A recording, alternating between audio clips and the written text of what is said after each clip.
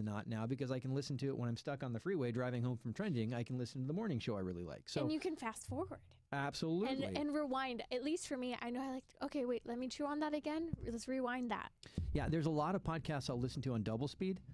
I tried that with Father Mike Schmitz. You can't do it. He talks so fast. It's amazing, but don't double speed with him. You can't do it. Once I listened to myself on slow motion at half speed, and it was hilarious. So if you want to listen to well, it just sounds like, man, like everything is just so profound. You're from Southern California. I'm saying right now. Yeah, it's funny. My kids and I will listen to some of the podcasts on slow-mo just for entertainment on the way to school sometimes. I love it. Yeah. Well, I'm ready to go. Are you ready to go? I am as ready as I'm going to be. You guys ready to get started? Do you share your link, share the show, and did you go and subscribe to the podcast? I'm just going to throw this out there really quick before we start. How do you subscribe to a podcast? If you're on iTunes, you can go into iTunes on your phone and you can go ahead and look up trending and hit subscribe. And then you have an area where you have your shows. That's where your podcast is. So those are for some of the people who actually don't know how to subscribe to a podcast. On your iPhone, you actually have a podcast app.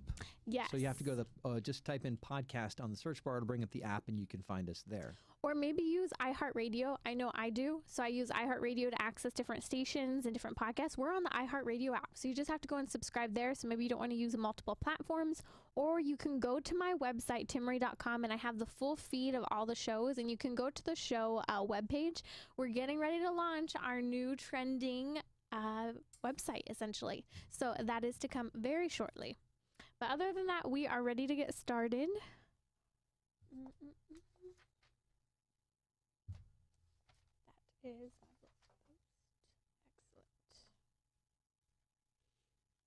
Okay, we're good to go.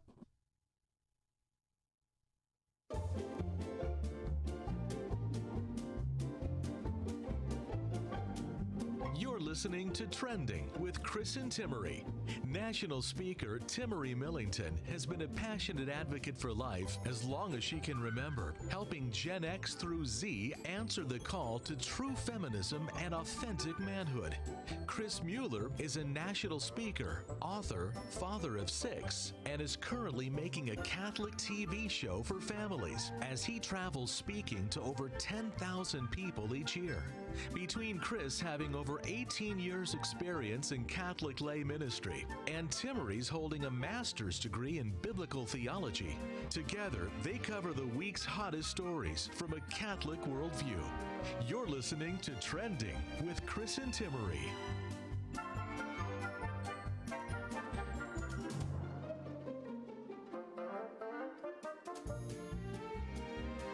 Check out this headline. Just looking at it, marriage is up, abortion is down, divorce is down. You guys, praise be to God, this is a real headline. But it's not here in the United States, it's in Hungary. The Hungarian family policy has become increasingly more favorable toward family and even marrying young. Yeah, I love that. So yeah, Hungary took a look at what's happening basically in the entire Western world. We see that our populations are aging and people are not having babies. They're not getting married. Mm-hmm. And you got some populations like Japan, for instance, they're on an extinction route at this point if they continue where they're at. Hungary said, well, gosh, we got to do something about it. And so they started creating policies that supported and encouraged marriage. And they're actually seeing the trends change. In 7 years, so when we're talking about the statistics here, we're looking at 2010 to 2017. What they saw is that the abortion numbers, more than a third, they went down. Back in 2010, there were over 40,000 abortions taking place. 2017, praise be to Jesus, only 28,500. That is a huge difference. Over 12,000 fewer abortions were taking place in that country. Yeah, because what they did was rather than subsidizing living in poverty, essentially, right? What they did is they said, let's subsidize marriage. Mm-hmm. Let's give people a reason to have kids, and if they're in a situation where they find themselves not able to support kids, let's give them tax breaks to make that possible. Yeah, so things like maternity support, paid child care leave, family tax benefits, and housing allowances. They're even allowing tax allowances that encourage younger people to marry. So it's a tax incentive. It's it's easier to be married maybe when you're younger. Not that you should be getting married for the sake of a tax incentive, but I can tell you today, living in Southern California, taxes are expensive enough as it is. Trying even the idea of bringing two incomes, there are a lot of challenges where people are delaying marriage today because financially it legitimately does not make sense at times. Yeah, I can tell you, we had a baby on December 30th of last year, and we were doing our taxes, and our accountant initially forgot to add the baby, and we owed money. And then he was like, "Oh no, wait, you guys had the baby, at the end of the baby, we got money back." That's a good thing. Does that make sense? So policies that encourage that, yeah, that absolutely makes a difference. Did we have the baby to get the tax break? No. Did we hate the tax break? Absolutely not. Well, and look at the numbers. Divorce has also gone down. I mean, talk about pro-family, pro-life, pro-marriage. The divorce has gone down from over 23,000, almost 24,000, 2010, to just middle 18,000. That's 5,000 fewer divorces taking place. That is a very, very good piece of news for children. Think about that. Children who will see their parents staying together. Yeah, absolutely. It's funny. It's not funny, but we tend to downplay the traumatic effects of divorce on the life of a child, right? In our culture, we've made it all good. It's fine. Everybody gets divorced. We have happy divorce, or we're co-parenting, but it's traumatic. Children, we're designed in such a way that you have a mom and a dad, right? And when mom leaves and marries another dad, or dad leaves and marries another mom, navigating that web of what is that? And it's not something that we naturally do. And you talk to adults who dealt with it, and they may say, "Oh yeah, we made the best of it. I turned out okay." But the majority of people aren't saying, "Gosh, I hope I can do that again someday." They would say, I don't want that in my life. Right. And, we don't talk, like you said, about the impact on these children. I look at this, and again, that's 5,000 more couples who have stayed married than was previously taking place 7 years prior to that. And each of those children, the split holidays, the missing out of those family vacations, the missing out of having both mom and dad present at the end of your day to celebrate a success. Now that kid has taken on the responsibility of balancing the parents' emotions and feelings about being together. Oh, absolutely. I was having a conversation on the weekend. A young man I know, he's in his 20s. His parents split up when he was 17. And a lot of parents think it'll be better if we wait till the kids are older to be better able to handle it. That's absolutely not true. In fact, and I'm not going to argue there's a good time to get divorced, but it really plays havoc on college students. I will say that, and I've seen it in the lives of people I know and love. But he's having to deal with this. His mom's getting married this year. His dad's getting married later that year, and he's expected to be at both of them and put on a happy face. It's not a happy face. And it's just not. But again, the parents don't care about the kid. It's now the kid's job to support their choices, right? And make them feel happy and good about their life choices, even though they destroyed his home. Last summer, a book came out called The Primal Loss, and the subtitle is The Now Adult Children of Divorce Speak Up. And so what it is this book by Layla Miller, and I'm just going to put a little plug here before I talk about it. Layla Miller is going to be at Vox Vitae this summer in Los Angeles. Myself, Patrick Coffin, Doug Barry, Pam Stenzel will be a number of the speakers there. We're going to have a daytime period for teenagers, educating them on Catholic apologetics, pro-life, chastity education, their voice matters, speaking up. It's going to be a great camp for teens, and then also a speaker series for adults in the evenings. And she's one of the speakers. But what she came to find out, Chris, was that she started doing some social media posts and found out that adults were speaking about the pain they experienced today after having had their parents split up when they were teenagers, when they were young children, and how they feel like they can't talk about it because it's going to impact those parents who are divorced. Yeah, it's terrible. And so that Hungary is taking these steps to stabilize marriage, to support marriage is great. One of the stats I saw here I thought was really interesting is they had a 63.8 increase since 2010 in the net average earnings of Hungarian families. Can you repeat that again? Because that's a huge increase. Yeah, 63.8% the net earnings have gone up. And largely that's because of tax breaks, because again, this is Europe, this is more of a socialized system, so the taxes are astronomical compared to what we as people in the United States might consider.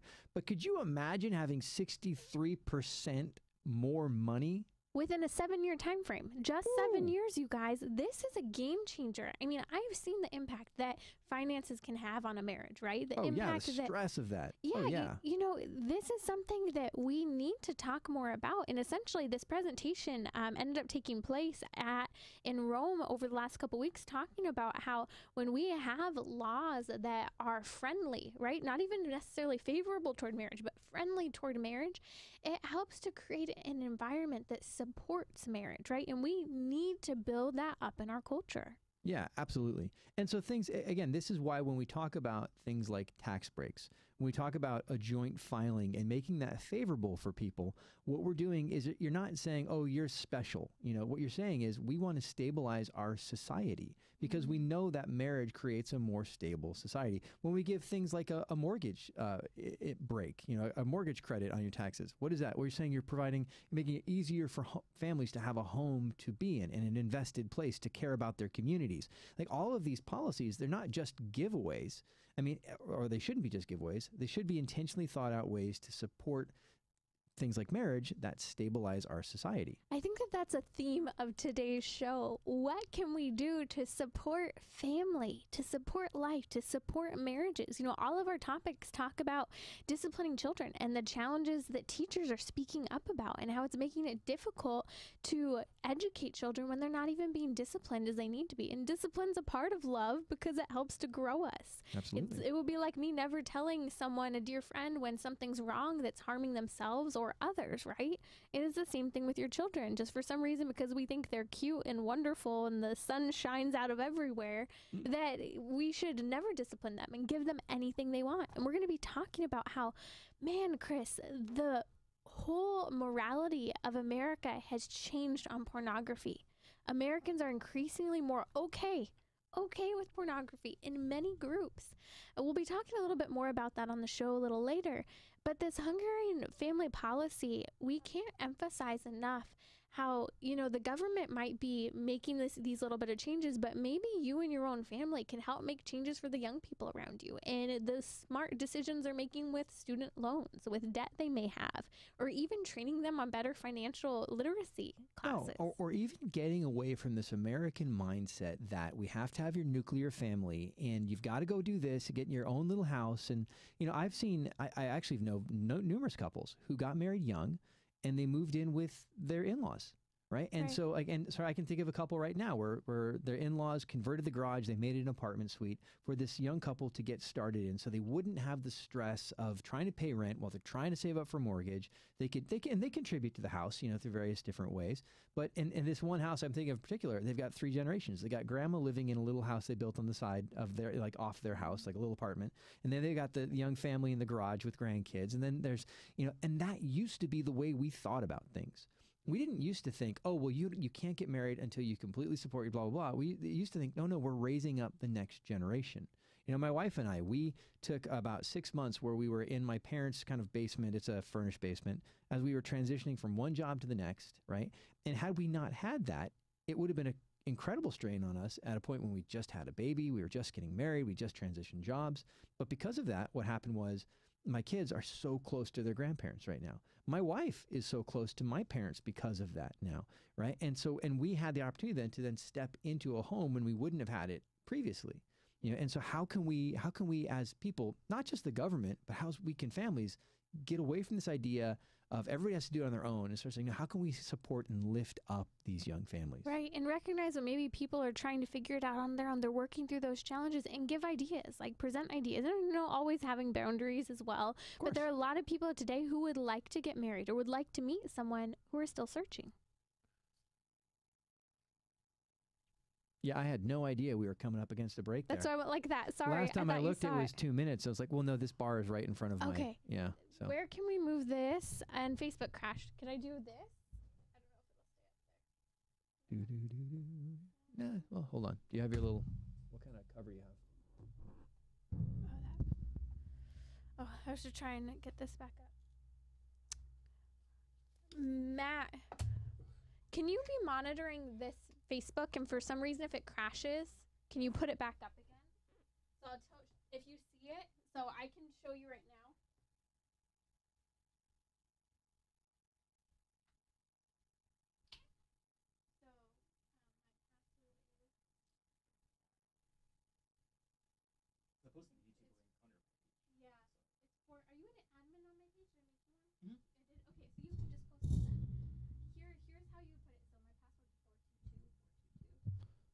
Well, are we still on YouTube? We are still on YouTube. You just gave me your password. Wonderful. I'm okay with that. Just saying. It's just All right. for my phone. Well, they can't hear you because they're not on mic, so I'll repeat it for you guys so you can hear the password. I don't even know what the password is, but if you ever want to steal Timmerie's iPhone, that's if you have the password there. Chinese hackers have now aligned to steal Timmerie's phone. So it's interesting. You know, it's funny, as a modern American, I'm going to take over the YouTube stream right now, guys, so I'm just going to be with you. As an American, I tend to be kind of that I don't want government involved in my life place, right? And I think a lot of us do come from that position, but then you do look at how can we do things like tax or give tax credits in a way that supports families, that helps people when they're in a position where they need to get started. It's such a crazy thing that we start our lives at the lowest part, you know, income-wise, right? When we get our first job, we have no money, and that's when you're married and you're raising kids. Pretty much when your life is the most expensive, right? And then when your kids grow up and move out of the house, you're earning more than you earned at any other point in your life, probably because you've been in it for so long. And it's a point when you really need less money than you ever needed before. Reverse and it's just income. Yeah, it kind of is. And I'm not saying we should, start at, well, I wouldn't mind actually, start at 6 figures and then progressively move backwards. But it just changes that mindset. If you're a person, you've worked hard your whole life and you've got young family members who are starting out, I've run into people who have that chip on their shoulder. They're like, well, I did it all myself and they're going to do it all themselves. And I'm not saying enable, and I'm not saying stop people from moving forward.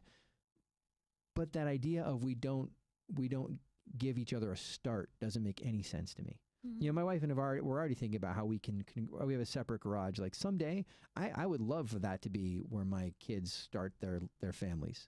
You know, they move in there, and that's where they work on putting together a down payment on a house, and they launch from that point. I'd love that. Yeah, anyway. Giving those small opportunities. I have friends right now who they're living in, their parents' mountain home a couple hours away that allows them to save right now. And, yeah. Those are different things that allow for a family-friendly environment. So we're back up on Facebook. I know we lost you guys. So I'm reposting this on, I don't know if you want to repost it or not. It's up to you. Oh, yeah, the Facebook posty thing. We can jump in. I can do that while we're rolling. We're back up and rolling.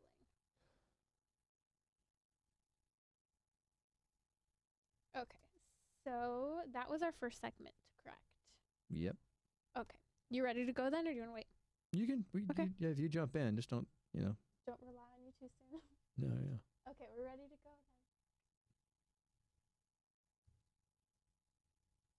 You're listening to Trending with Chris and Timmerie, where morality and culture meet, offering an eternal perspective on today's hottest topics.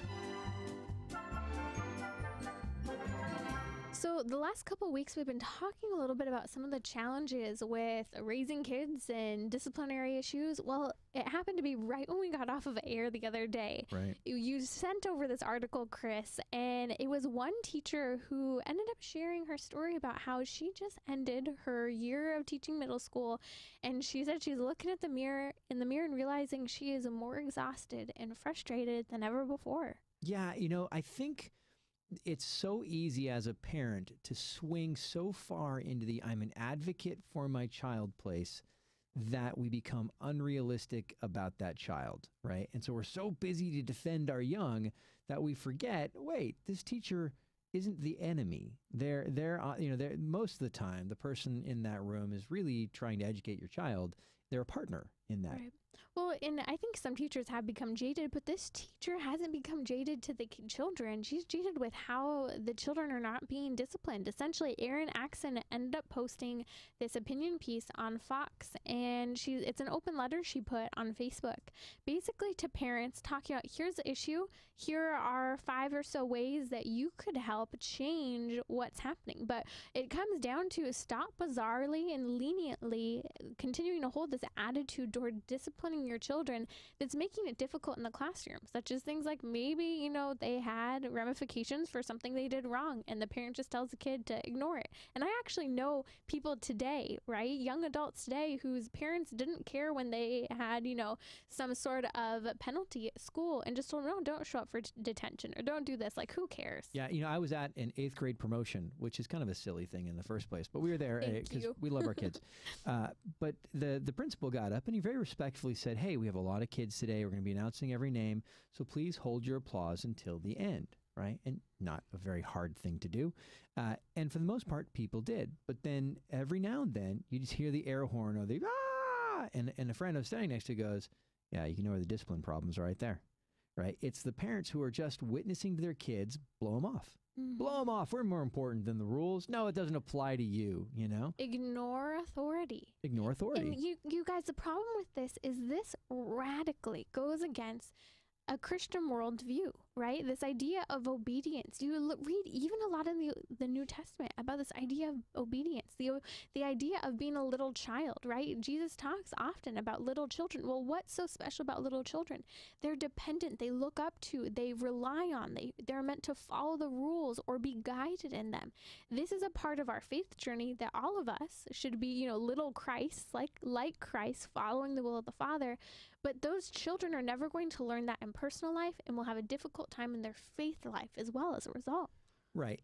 And I think one of the things we're finding with, as kids are getting older, we've got Gen Z, we have millennials in the workplace, all that, is that kids have not been allowed to fail. Right. And so what happens is when they get reprimanded at work or a project isn't received or it's returned or their editor says, no, we got to do this over again, whatever it is, they crumble. They can't take it. It's like, oh my gosh, it's the end of the world. Oh, this is terrible. They hate me. How could they do that? Like, no, well, you just didn't get your reward for doing bad work, right? You had to do it over again. Or you lost your job because you just didn't get here. You didn't show up. Or when you did, you spent the day on Twitter, right? And so there's that idea of teach your kids that failure sucks by letting them fail so that they learn to achieve. Well, and that's what one of the things the teacher asks. She says, maybe they got a bad grade. Don't just come in negotiating for that 90% instead of an 88. Maybe this is what your kid deserved, and maybe it's good for your kid to learn to work harder rather than you stepping right in, right? Or maybe, for example, they need to know, like you said, that they've just failed at times and they've got to work harder. And we do fail at life. There are things where even projects we work on, right, where they don't go off so well and we have to change trajectories a little bit or to completely dump it. Oh, yeah. Or it's a conversation I've had with our kids. You know what? I know that you don't click with this teacher, but you're going to have to learn to work with them because there are going to be a lot of people in life who don't communicate the way you like, or they don't see the world the way you see, who aren't going to appreciate if you doodle in the margins or whatever it is. Then you have to learn to adapt because you have to be able to succeed. The reality is you get a job, you don't start as the boss, right? And so you have to learn how to work. And taking college courses, you have to learn how to write a paper for that professor, right? And does you no good to go, well, this is the way I write and this is just the way I like to express myself. Well, great. This is the way I like to give Fs, right? Like that's the way it works. And so it's not all your pretty little princess castle, right? Yeah. I think it's a matter of learning to be diplomatic, right? So maybe the professor likes a certain way of writing, right? So you're not just catering to them, but you're working diplomatically to achieve the essential paper, right? To achieve learning something, but also to work to get the grade you need to move forward. Not that you're compromising, right? But you're working to recognize different people, different personalities, different ways of maybe disciplining as well. And she's saying there's no discipline taking place, or there's an override of discipline taking place. Yeah, I just had a conversation with a principal. I'm going out to do a parenting in the internet age workshop, and I was talking with the principal, and it's such a frustration for him. And he's a guy at a Catholic school, really nice guy, really cares about the students, but trying to get parents on board with the fact that all of this stuff that everybody else has, by giving it to your kids, you're not helping them, you're hurting them, right? And that's, we set boundaries so that we can raise healthy kids within those boundaries. And I always like to use this example of, most of us understand you don't hand a 16-year-old the car keys and say, all right, You're 16, here you go. What we do is we ride along with them. We create boundaries on that. And so the first time they get in and they drive the car, you drive around a parking lot or something, right? And then the second time you drive around and you let them do the turn out of the parking lot and come right back in, right? But you gradually give over that control of their lives. That's what discipline is in the life of a student. You're teaching them how to responsibly handle and have access to their own lives.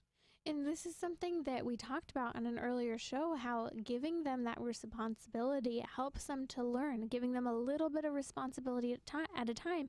And maybe that's a responsibility of their grades. And when they receive a punishment from a teacher, they take it, even if maybe it seems unfair. I know this is one, when we think something's unfair, and maybe it is, life isn't always fair. You're sometimes not going to get the job you maybe know you deserve, right? Or maybe someone better came in and got it. Or maybe you're not going to do as well on a project as you thought you would. Life happens. Right. Well, and we all know this. The $100 I earned is more valuable to me than the $100 that was given to me. Right? And the A that I earned is more valuable to me than the A that I was dragged to. Right. And so the idea of like schoolwork, right? Well, yeah, let your kid work for a B. Right? Let him work for a B. Well, maybe he's not going to get an A plus. Yeah, but you didn't hold his hand. He got a B. Yeah. Right. And if your kids are being, again, your little pretty perfect, little puffin got in trouble because they were being disruptive in class, but that's not their fault. It was the kid at their table. It was their fault. And then we need to discipline that kid. What about that kid? Here's the thing. Probably your kid was involved. If the teacher called you, your kid was involved. Is it possible that another kid was involved? It is possible. Then your child just learned a lesson about who to associate with, about how to handle those things. What I find interesting, so I work a lot with the teachers, both in speaking and also in the Pilates area. The hours that I teach, I have a lot of teachers. It's like their prime time. So I get to hear their conversations before, after, and I will tell you something, teachers like to talk. So they tried to talk through my entire class. It is the challenge of having teachers. But one of the things I notice in talking to them, we'll hear different things in the news that come out, and I'll say, well, how do you handle this as a teacher? Is that challenging? She said, you know what? Between, the high number of divorces, the lack of parents around, it's hard. You kind of just have to do what you can and forget about the parent because the parents aren't willing to help us anymore. And it's not surprising when you now look at the statistics, and we're seeing that the average new teacher only makes it 4 years before calling it quits. And seasoned teachers who've been teaching for years are saying it's gotten so bad, they're just retiring early or changing fields if they can. Or I know some who have said, I'll just be a librarian now at the school to get away from teaching. Oh, yeah. I mean, and again, California's a little bit different.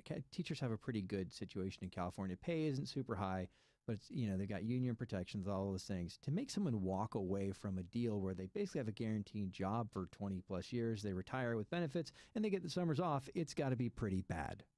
I'm going to push back just because I have a number of friends who are teachers. I don't think that teaching is as easy as some people think, and I think it's a lot longer hours. Most of my teacher friends are working 12-hour days at least. Right. Well, okay, let me put it this way. They're doing that because they're conscientious teachers. If they wanted to dial it in, they could. I suppose, yeah. I suppose you're also still on your feet the whole time. I think some people maybe do, but most teachers I know are truly working long and very, very exhausting days. Yeah, absolutely. So one of the things, though, that in talking about this with kids, working more to help them see a sense of responsibility, helping them to take on the punishments that they have, working with them to see why their grades matter. I think sometimes one of the difficult things is the kids don't understand the point of school. Oh, absolutely. We've made school about jumping through these little hoops, getting the A rather than about learning. I say this to my son all the time. The object is not to complete the assignment. The object is to learn the material. Right? It doesn't matter that you completed the assignment. Did you learn what you were doing? Because at the end of the day, the A doesn't matter, but that you can move forward with the skill matters. And I think one of the things we see is with teachers, a lot of teachers do want to help teach your kids manners, want to help teach your kids how to cooperate and interact with other individuals. But they're having a hard time doing that, again, when they're being overridden. And I think a lot of these teachers have really good intentions with the kids. Not everyone, but a lot of them do. And so looking at how are we disciplining, how are we interacting at home with these kids? Do we say no? Do your kids know the words no, Oh, yeah. And again, it's not your teacher's job to teach your kid manners. It's your job.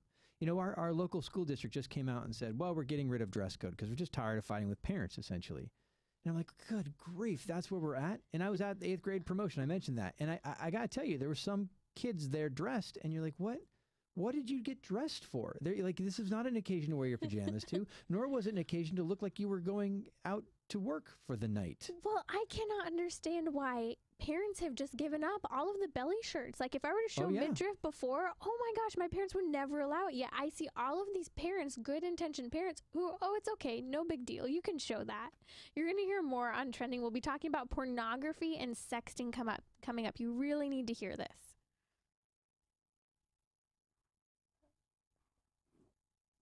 Third segment. Okay, what was our order for these?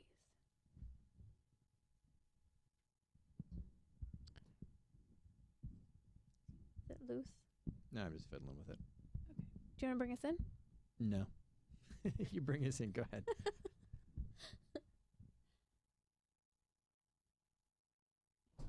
Oh.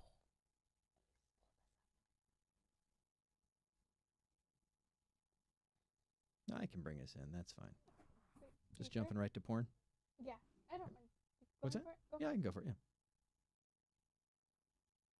Yeah. Okay. You're listening to Trending with Chris and Timmerie. You know, right now I'm just going to say the word pornography.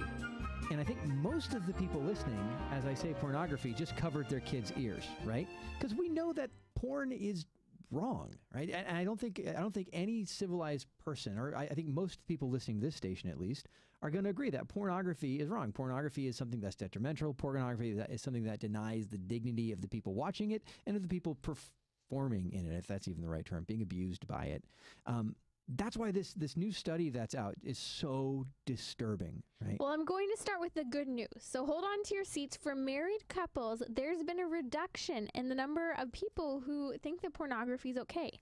The approval rating for pornography among married couples has gone down by 2%, from 37% of married couples to 35%. So Grant, that's still a lot of people who are okay with it. But the fact that I think overall, most people are recognizing pornography hurts my marriage. And we need to do something about that. Yeah, well, I think it's no great surprise that people who are actually interacting with a member of the opposite sex on a regular basis, they get the fact that this is degrading, right? Because again, no one wants to be held up against this, right? And it's a destructive thing. But yeah, so married people for the most part think porn is wrong. 37% or what think it's okay, which is bizarre. And I think the question is, I'd love to follow those people and see how long they're actually married for. I think it's unbelievable that so many people are okay with it. But what we need to look at overall, you guys, my question is, and I'm going to throw this out there to you, I would love to hear your guys' thoughts, whether it's Facebook, YouTube, commenting on Twitter. Why do you think this public perception of porn has changed? We've gone from, in 2017, 1 year, there was a 36% of Americans thought that pornography was okay. Guess what, you guys? That has jumped up to 43%. We're almost to the point where half of Americans are okay with pornography. Yeah, that is just so weird. I mean, so if you're standing a group of 10 people, at least 4 of them are good with porn, right? And that's what it kind of comes down to, right? You look at that. So you're standing in a group of 10 people. 4 of those people think porn is just okay. And when you look at how that breaks down with people of faith versus people who are not people of faith, it's even weirder. I mean, so I'm looking for that statistic. I think it was 75% of those who say religion is not important view porn as morally acceptable, right? So that means if your daughter is decided she wants to date somebody but is not a churchgoer, 75% of those people think that porn is okay. And, a vast majority of believers, unfortunately, are looking at pornography and are somewhat okay with it because we begin to justify. And this is what's killing me. Chris, I have to say, as a woman on the receiving side of disrespectful leers, disrespectful gazes, it has gotten worse. And I mean, not that I'm old at all, but I've gotten older and it's just continued to get worse, right? I probably dress more modestly now than I did before, and it just continues to get worse. And I think because men are left unchecked today, this idea that I can just stare people up and down and hone in on different body parts, I see it all the time, and it is so degrading and disrespectful.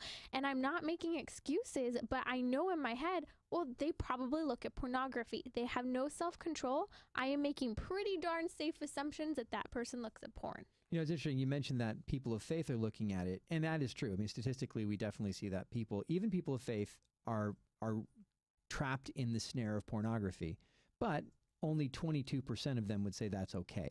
Right. And I think that's important. That's an important distinction. So you got 75% of people who say religion isn't important, say that porn is great. It's fine. There's no problem with it. Right. So 75%, essentially, of unbelievers say that porn is okay. They're like, it's a moral neutral. Right. That's crazy. You know, I look at this and I just keep asking, what has gone wrong? And we were talking about this before the show started, because I'm just saying, what's happened? What has changed from 2017 to 2018? That there's this massive jump in approval for pornography, whether you're unmarried, whether you're an 18-year-old young man or a 50-year-old man. Like, it continues to increase. And I think, number one, it's consistent exposure. You mentioned before that it's constant access as well, right? Oh, yeah. And I think that consistent exposure isn't just in the fact that it just happens, we stumble upon it all the time, but the fact that this is normal. This is a new normal in TV today. Yeah, I mean, think about Spider-Man, The Amazing Spider-Man, great movie. But there's that one stupid moment where his buddy is in the computer lab kind of assisting him as the guy on the computer, and a teacher catches him because it's a prom. No one's supposed to be at the computer lab. And she says, "What are you doing here?" He goes, looking at porn. And it's supposed to be a big laugh line. It's just not a laugh line, but that's the culture now, pornography. And I think this is the way we desensitize people to things. We start making jokes about it, right? And I remember Friends back in the 90s, porn became a joke. Chandler and Joey were basically porn addicts, right? And they would sit in their apartment one day because the porn channel got unscrambled. And they just sat there and watched it for days. Right. And then there was another episode where Monica was dating Chandler, and she decided that she'd get him porn. He was really super excited. That was like a Christmas present. Right. And they make these jokes about it. And we at that point in the culture in the 90s, that was abhorrent. Right. Yeah. That was not anywhere near mainstream. But we've just been so desensitized with this constant barrage of, oh, it's a joke. Oh, it's funny. Oh, it's not that big of a deal. What should have happened on the episode, if it was true, was Monica would have found Chandler looking at porn, and they would have broken up because she would have been so betrayed by that. Right. But that's the reality, but that's not the way it was portrayed. Well, and this is what's interesting. I remember even in high school hearing tons of adults having conversations about challenges to marriages, looking at pornography. Now, back then, it wasn't as looked down upon sometimes, I think, as it is. Like, we didn't have as much knowledge of the impact of it. So I think among goodwill people, they're like, oh, yeah, they maybe make a joke about it, or yeah, he looks at porn, or maybe it was just kind of something that happened, but it was pushed aside. And it was not necessarily, like, it was wrong, but it was also like, oh, gosh, that's pornography. Now, today, we know the impact of it. And we know that a lot of people approve of it because there's a higher level of addiction, there's a higher level of exposure. But what we're not talking about as well is how this is impacting young women. And I want to come to this, but here's interesting, just something to throw out there, pressing in your direction. Chris, you pulled this up. The Gallup poll also showed that 53% of Democrats see pornography as morally acceptable.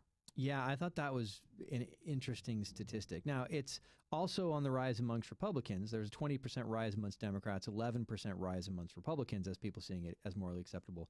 But yeah, the majority of people who identify as a Democrat would say pornography is not a big deal. And I'm just going to throw this out there. If we are willing to dehumanize the most innocent child in the womb, if we're willing to violently tear that child to pieces, if we're willing to advocate for that through all 9 months of a woman's pregnancy, if we're willing to expect a woman to be on hormonal contraception for the sake of pleasure, why wouldn't people be okay with looking at an image? Because to them, it's a detached image from a person. Right. And you just devalue the human being, right? I think we have to spend just a little bit of time talking about the consequences of pornography addiction, right? And we briefly touched on it, but that why porn... I mean, there's the dignity of the human being, that this is an image and likeness of the living God, right? This is something that was designed to be, sex was designed to be between a man and a woman. That's in a married relationship, there's that. But then what's being portrayed on screen is not normal marital relations, right? Mm-hmm. And so what we're doing is young people, for the most part, who are getting involved in this, and they're staying addicted. And it's a multi-generational thing, don't get me wrong. but their perception of what normal marital relations is completely false now. And so what's happening is they're getting into normal relations with a man or a woman, and they're unsatisfied because it doesn't live up to this fake production that they've seen. Well, and look at it. The images of the women can be intensely graphically modified to make the woman look skinnier, larger in certain areas. Facial features look different. I've seen the images where they'll take a woman who has a beautiful body laying there like a Barbie with no makeup on, and they cut out part of her waist, increase the size of her bum and other areas. And, you know, you look at it and it's not real, so the expectation's harmful. But not only that, when you're looking at pornography, different neural connections are firing. You have different reactions of, you have endorphins kicking in, you have the different chemicals in the brain like dopamine kicking in, which gives you a kick of pleasure, right? This pleasure high. Our body's reminded by the little trickle of dopamine that we need to eat. It feels good when we eat, so we receive a little bit of dopamine. Well, guess what? Dopamine's also released when you have sex. Dopamine's also released when you look at pornography. But what's happening is people are becoming addicted to a certain level of dopamine in pornography that they then want more. And something that is partially used as a survival instinct and sense of well-being, we're now chasing after it as a chemical high, essentially. So what's happening, and you know this, people are now looking at for more intense forms of pornography. It started with the simple Playboy magazine. Now it's graphic images. Now it's graphic videos. Well, and even before we get into the escalation side of this too, the other problem is you're rerouting the brain. So it's now you've trained your brain to have this response with this artificial, sex, right? The images on the screen. And what we're finding is young men and young women are now unable to engage with real people because their brains have been rewired. They don't respond, right? And so there's a growing rise in male erectile dysfunction. Yeah, see, you always say this stuff, and I always get all timid about it. I was just talking about this on air. I would say ED, and this issue with young men, but we're dealing with young men who cannot rise to the occasion because their brains have been rewired, right? I will always go for the clever euphemism. That's just the way I'm gonna run. You can come out and say it, but I'm gonna probably dance around it. Okay, so I was actually just talking about this. Yeah. And with a friend, and I was saying how you have a difficult time talking about some of these same specific words, and I think it's because guys are more free usually with conversations. So now you're trying to be more careful on air. Even in conversations, I will definitely use the clever euphemisms. Really? I try to. I enjoy them. I do. See, so you're more willing to talk about this than I am. Oh yeah, is what I'm saying. But you're more reserved with certain words here. Right, but again, so this guys can't stand to attention because they have this relationship with the computer. But you know what? We're going to come back to this in a minute. But one of the things that breaks my heart so much is, are you having fun with that plastic bag over there? Oh, is that making noise? I'm sorry. Yes. All right. But one of the things that really breaks my heart is what's happening is men and women used to really desire and look for that person and have the vision of that person that they turn to. Now they see their spouse or their significant other and they're looking at them but thinking about other people as well. And this is the impact of pornography. Yeah, I mean, we're destroying marriages. We are training ourselves for infidelity. Porn is a problem, and this trend has got to be reversed. We're going to talk a little bit about some of those resources to help. Something in there. Bright side. Bright future coming in. Plastic bag. I'm like, what is he doing? Oh, I just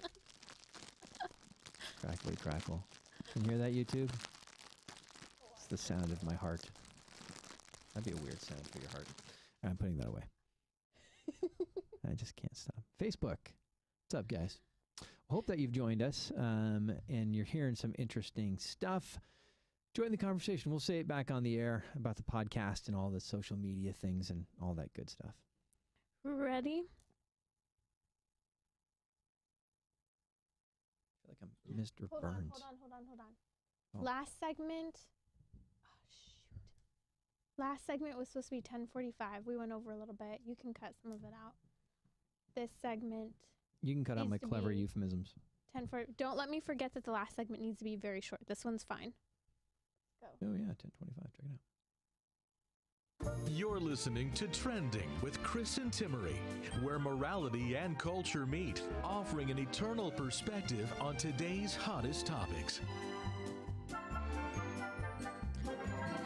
What has happened? People are more accepting of pornography than ever before. You know, Chris, you were just highlighting the 75% of those who say religion's not important view pornography as morally acceptable.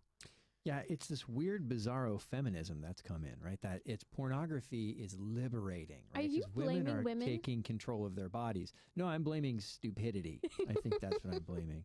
Just, you hear that argument all the time. No, it's liberating for women because they're taking control of their bodies. And you're like, no, that's absolutely not what's happening, right? Their bodies are being commoditized and they're being sold for the pleasure of, largely of men, right? So how is that liberating? Well, and this is what happens when we have an abortion culture, but especially I think when we have a contracepting culture. We allow ourselves to be viewed as a means to another person's pleasure.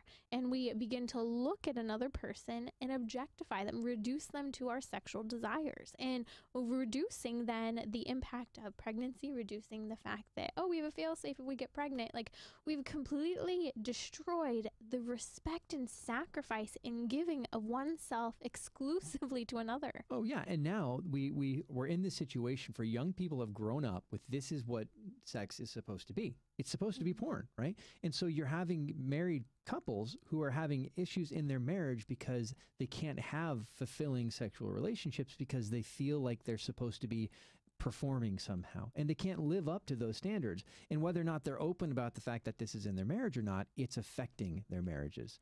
So before we talk about the impact on young women, I want to throw out some resources. Did you have something, though? No, I just wanted to add, too, I think it's super destructive for dating people, too, because you have porn-addicted young men and young women, and now what's expected in a relationship has changed. What's become normal in a dating relationship where, okay, young people may have been engaging in unchaste activities, but now the level of what that is and how that's supposed to be and what young women are supposed to be okay with or what young men are supposed to want has completely changed. It's shocking. So I'm just going to practically there. Maybe you know someone or maybe you're dating someone. You need to have a conversation about pornography.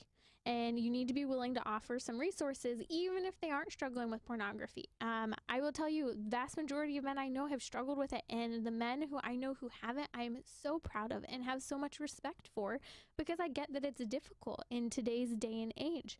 But having that conversation, make sure to begin with, they're not struggling or haven't struggled. And if they had, they need to go through some healing for that. Well, and I will say this, it's almost impossible to not encounter it.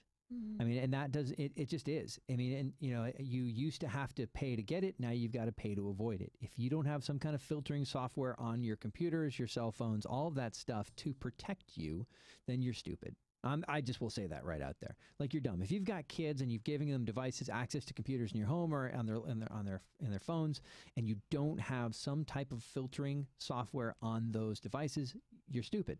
I will say that. Be insulted. I have no problem with that. I'm going to pause this for 1 second. We are actually in our 4th segment. So we're going to drop down.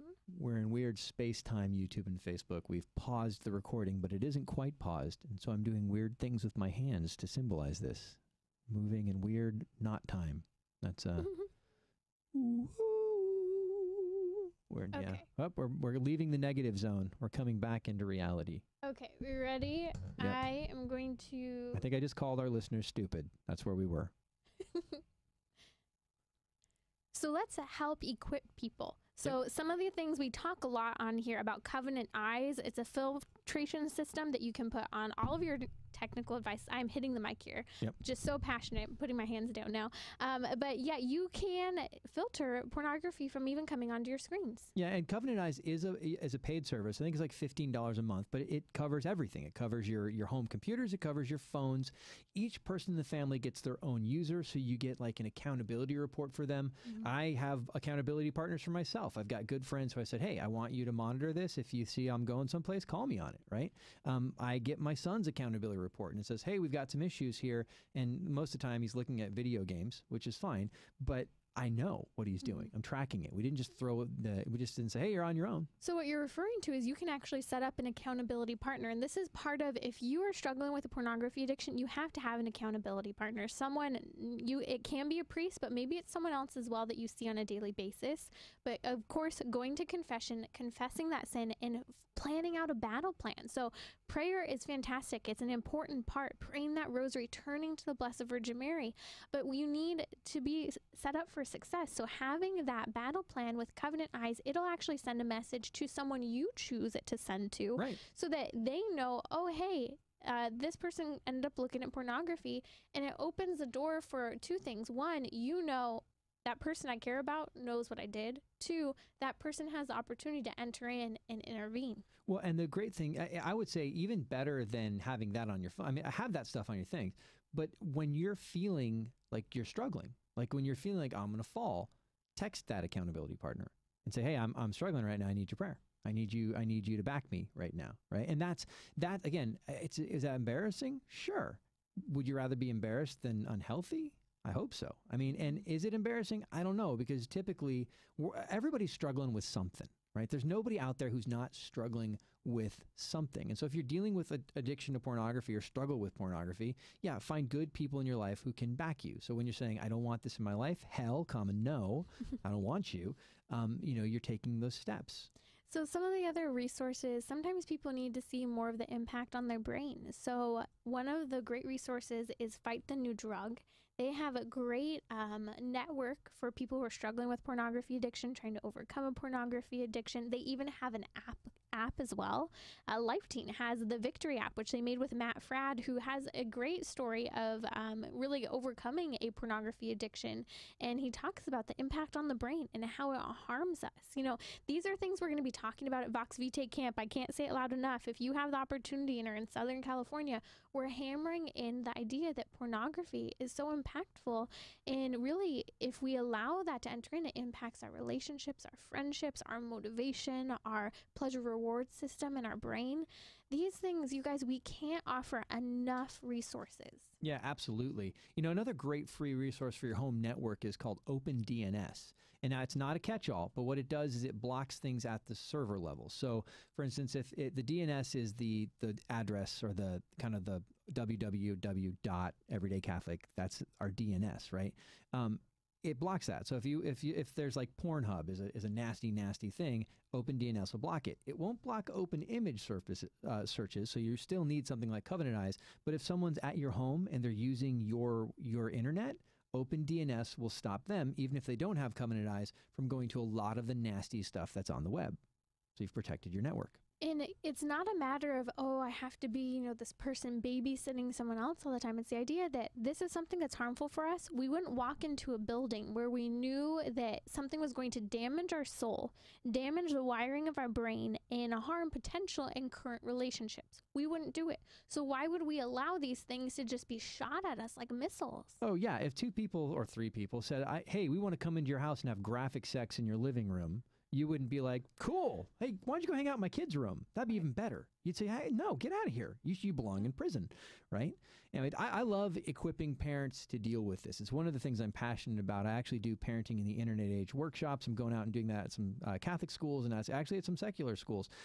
So if you're listening, you're like, wow, I really wish we could share this with the people in our community. I'd love to come out and do that. You can get more information at everydaycatholic.com. Same here. We're talking about porn this summer. And, I think that the opportunity, a lot of people aren't willing to talk about it. And so that's why Chris and I are sitting here saying, we're talking about it. We're getting into those uncomfortable conversations. I remember last summer, I was at one workshop and I just presented on pornography. And one of the men there was like, I can't get myself to talk about this stuff out loud. And I said, well, we don't have a choice. And he goes, I don't even like talking about it with my wife. And I said, I'm sorry, but this is where the kids are at. And when we talk bluntly to them about the impact on their brain, the impact on their relationships, they're listening. When they hear about the chemicals working in their heads, they are all about science. Right. And there's plenty of science to back this up. So parents, be equipped, to be willing to invite people out who will help you understand and help you work with your kids. I want to throw one more resource out there. It's a book called Good Pictures, Bad Pictures. So when I go and present, I actually present specifically on a lot of the ideas in this book of helping young children and adults understanding the difference between good pictures and bad pictures, and how we have a part of our brain that is animal-like and we have a part of our brain that is also the ability of yes and no moral control, and how the two have to go hand in hand, and how kids from a young age need to understand the difference. Yeah, absolutely. A lot of teens every year attend Steubenville conferences. I think about 60,000 teens. Last year, what we did at the conferences is we did a workshop at every single conference that was a keynote where we talked about porn and the effects on your brain and why it's bad. So you can look those up on YouTube too. I guess what we're saying is you're not in this fight alone. There are resources. It's not you against all of this. You can set up filters on your computers. You can filter your server. You can find resources to have the conversation with your kids. You can find resources to have the conversation with your spouse. You can find things that'll connect you with accountability partners. The one thing you cannot do is nothing.